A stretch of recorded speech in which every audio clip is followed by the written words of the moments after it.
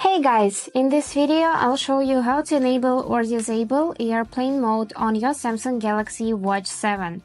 Let's get started. So, to enable airplane mode, just simply swipe down from the top to open quick panel, and now swipe left 2 times, like this. And here it is.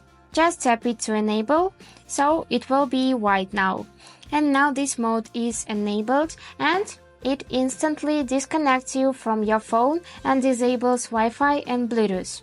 So, to enable Wi-Fi and Bluetooth again while you are in airplane mode, you would need to press and hold this icon and you'll see these settings for the airplane mode.